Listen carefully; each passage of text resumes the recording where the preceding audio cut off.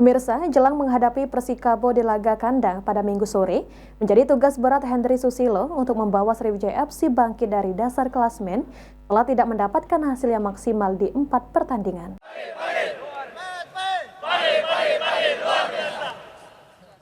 Pelatih kepala Hendry Susilo yang kembali ditunjuk sebagai pelatih baru Sriwijaya FC menggantikan Jeffrey Sastra. Akan menjadi tugas berat Hendry Susilo untuk membawa Sriwijaya FC bangkit dari dasar klasemen grup A kompetisi Liga 2. Setelah Hendry Susilo memimpin latihan Sriwijaya FC, menurutnya tim Sriwijaya FC sudah sangat siap menghadapi Persikabo Bogor 1973 di Stadion Gelora Sriwijaya Jakabaring Palembang pada Minggu sore dan akan bermain secara maksimal. Selain itu, Hendry Susilo menargetkan pertandingan menghadapi Persikabo akan menjadi kemenangan pertama tim Sriwijaya FC untuk meraih 3 poin bermain di kandang.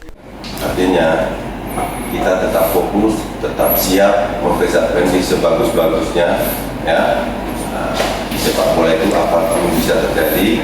Saya pikir kami tim akan memperjuangkan apa yang diutarakan pemain saya tadi, 3 poin.